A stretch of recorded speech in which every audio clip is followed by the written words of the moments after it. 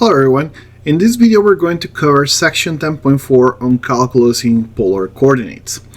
So a lot of the things that we're going to be doing here is introducing the notion that we've been working on curves before. So pretty much area, arc length, and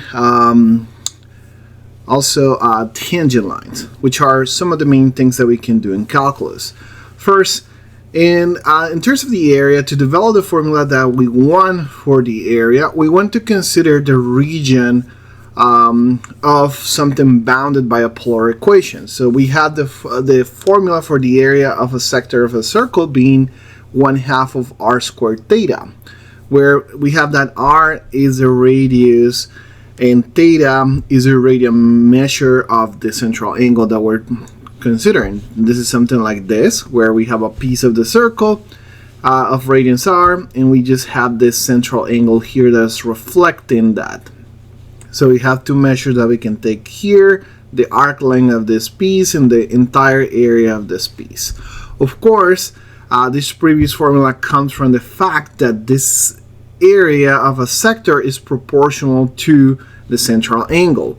In general, the whole area of the circle is pi over r squared, but if we're considering that we're just taking a piece of that circle, then we can do theta over 2 pi just to replace it for the particular piece of the circle that we're getting. And so that's where our formula 1/2 of r squared theta comes into play. Now we're going to use this to calculate pieces of a particular function. How that goes is, of course, we have a region, and that region is illustrated in these two figures here. Is bounded by a polar curve, r equals f of theta, in between two rays. The rays theta equals a and theta equals b. Remember that we're talking about angles here. And f is, of course, a positive continuous function that moves between that moves the distance between a and b between 0 and 2 pi. We're never going to go beyond a full turnaround. Now we do what we usually do for integration of area, and is that we divide first the whole area in sub-intervals, which is achieved by splitting this into multiple sub-angles or pieces of angles like we do here. So we split the rays, and now we're going to have small pieces that we can find the area. Now if we do that, of course, the differential of angle is going to be the difference between the two little pieces, and of course we're going to approximate the whole area of use of the function by doing the sum of all this. So this leads to having a piece of the area being 1/2 of f of theta I star square delta theta. This is just the formula of the area that we just discussed, but now applying it to that little piece of the area. Of course, by the process of the Riemann sum, then the approximation of the total area is just going to be the sum of all of those, and finally we're going to take the limit when it goes to infinity here to make this very, very small in each of the pieces, and so the Riemann sum transitions to be the integral. And so this the formula for the area of a polar region becomes the integral from a to b of 1/2 f of theta square, the theta, or remember that because we're considering functions r equals f of theta, we can consider this as 1/2 of the integral of a to b of r squared d theta. Now notice that it's always going to be helpful to think the area as being swept out by a rotating ray through the polar origin that start with an angle in A and finish with an angle in B. So now let's take an example of that. Consider the area enclosed by one loop of the 4 leaf rows given by r equals cosine of 2 theta. So cosine of 2 theta is, of course, this 4 leaf flower rows, and notice that this figure showcases how the region enclosed by the right loop is going from minus pi over 4 to pi over 4 in terms of the angle that covers. So of course this is going to define what the area of this petal is going to be. Now we apply that to the formula for the area, and we have 1/2 of the integral from minus pi over 4 to pi over 4 of cosine of 2 theta squared d theta. Of course, we're going to use the double angle identity for trigonometry to replace in there, and we're going to get that that is the integral of minus pi over 4 to pi over 4 of 1 plus cosine of 4 theta over 2 d theta. And with this, we can do a simple substitution. Okay. Now, this is going to be the integral of theta plus pi over 4 sine of 4 theta. And so what's going to happen here, 1 over 4. This is a typo here. But what's going to happen is that once that we plug on pi over 4, this is going to become 0. And hence, we're going to have that the whole area is going to be a pi over 8.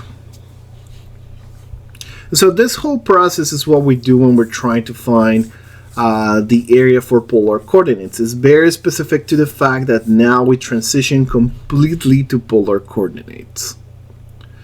A similar thing can be done when we're doing arc length.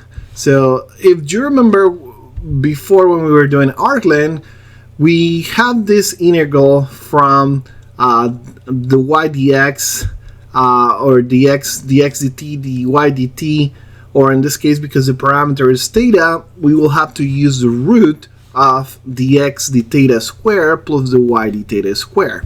So because of that, in considering that r is a function in terms of theta, we can find dx d theta by just considering the translation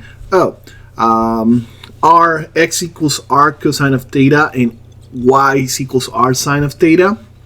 And we differentiate that to find the equation dx d theta equals cosine dr d theta minus r sine of theta. And the y d theta becomes sine of theta dr d theta plus r cosine of theta. Nothing that notice that we're not doing anything in particular, just is a product rule from the usual equations x equals r cosine of theta, y equals r sine of theta, and this is what produces these equations. Now if we plug this back here on what we were using for arc length, then you're gonna find out that this becomes a binomial square, and when we reduce those binomial square, and by using the sine square plus cosine square equals 1, then we're gonna get that at the end this root transform into the root of dr d theta square plus r square. And so we can transition now the formula for arc length that we have from before from Cartesian coordinates. Now we can put it in polar coordinates, and it's going to be the integral from a to v of the square root of dr d theta square plus r square, and of course by d theta. So let's see how that will work for a specific function. So if we have the cardioid r equals 1 plus sine of theta, then of course we're going to consider that the full cardioid goes from 0 to 2 pi, and the arc formula is going to give me the following. We have the length is going to be the integral from 0 to 2 pi, and so we calculate dr d theta. Dr d theta here of course is going to be cosine. And so you can see that's why we have cosine square here. And now r square, we plug 1 plus sine square in here. And now we have the setup for this. So now we just have to break it apart. And as you can see, we're going to get a cosine square and a sine square from here, which is going to be 1, with another 1 is 2. And then from this binomial, we're going to have 2 sine of theta in there, which is the term that shows up. Now, of course, this integral is hard to do on our own, but computed this by computer software, we're going to get that this is approximately 8. But in general, this is the approach that we'll take for doing arc length, and it's very similar to what we've done with some other curves.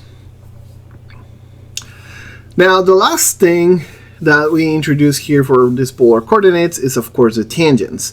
And as we've been doing before with curves, to find a tangent line, what we usually do is we need to find the derivative of the coordinates with respect to the parameter. So in this case, we have functions x equals r cosine of theta, which is f of theta cosine of theta, and f of theta sine of theta. This is the relationship that we have for x and y. So we can find what the y dx is, what the derivative is in terms of that. This is going to be the y d theta over dx d theta. So similar of all the other curves that we've seen before in how we find the tangent lines for that.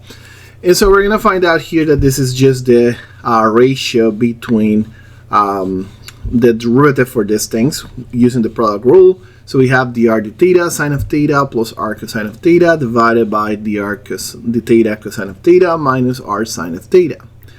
Now, because we want to locate tangent in horizontal tangent and vertical tangent, to locate horizontal tangent, we do the same thing that we do for the other curves. And if we consider, well, the y d theta should be 0, the top should be 0 for finding horizontal tangents. And we need that the x d theta is different from 0. And of course, for vertical tangents, we find where the x d theta, the denominator here, is going to be 0 provided that the top is not 0. So same process that we've done for all the other curves.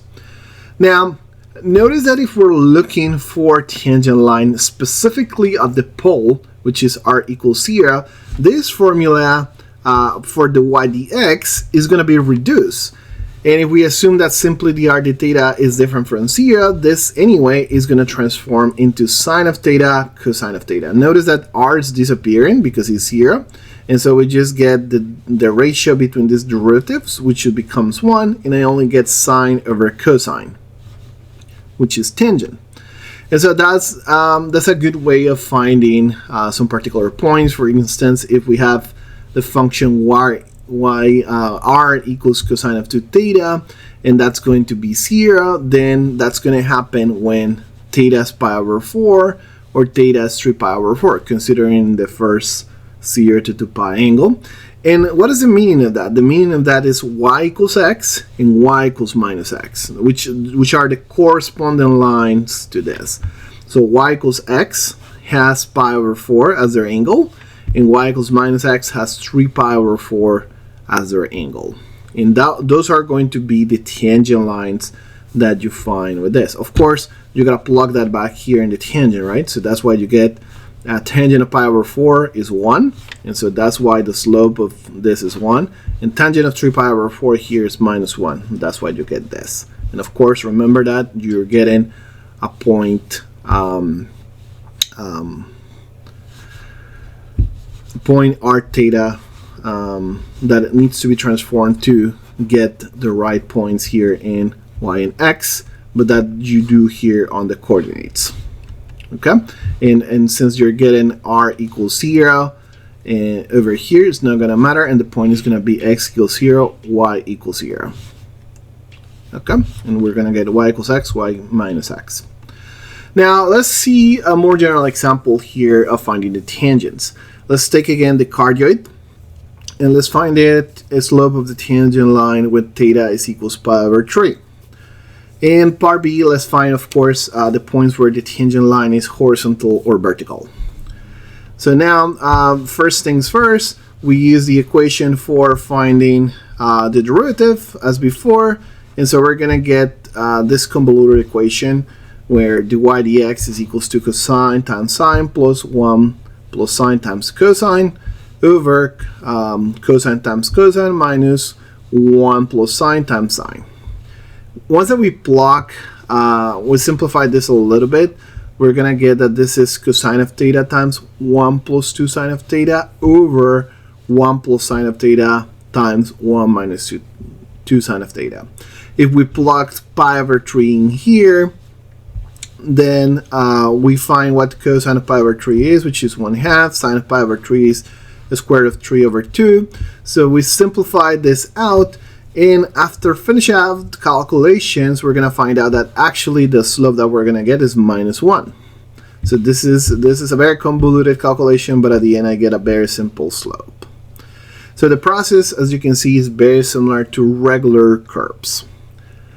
Now, for part B, notice that if we want to find tangent line in horizontal or vertical, then we're gonna use the points where the y d theta is equal 0 or where the x d theta is equal 0, assuming of course that we're not gonna have the top being 0.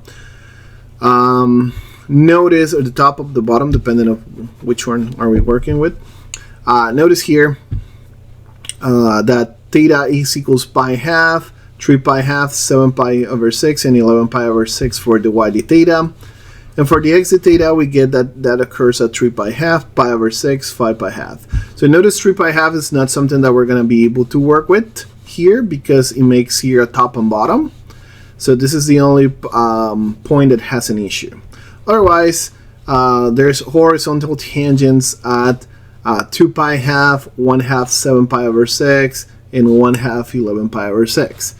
And vertical tangents, of course, are going to occur at pi over 6 3 half and 5 pi over 6 3 half as well, respectively.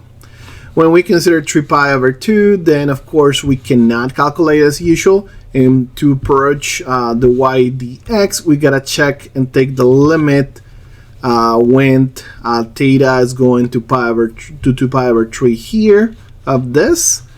And once that we take the limit, we're gonna find out that this is gonna go to infinity when theta is going to 3 pi half by the left, and it's going to minus infinity when theta is going to 3 pi half by the right. So you gotta check those carefully. In general, the way that you can see this is, of course, these are the tangent lines, the vertical and horizontal tangent lines. You can here see the points, the 2 pi half, the 7 pi over 6, 11 pi over 6 in terms of the horizontal, and in terms of the vertical, the 3 half 5 pi over 6 and the 3 half pi over 6. Okay, and of course this point here, which is representing the 3 pi half, then it's not going to have a very good representation because it's this line here that it goes either to infinity or to minus infinity. So all the purple lines are the representation of the tangent lines. So as you can see, this part in calculus in polar coordinates is pretty much the same thing that we've been doing in curves, in all the other parametric curves. But now here we just have a different parameter that we're using, but otherwise everything is the same. So here's where we conclude the introduction to section 10.4. Make sure to take a look at the practice videos as well to get more examples of this.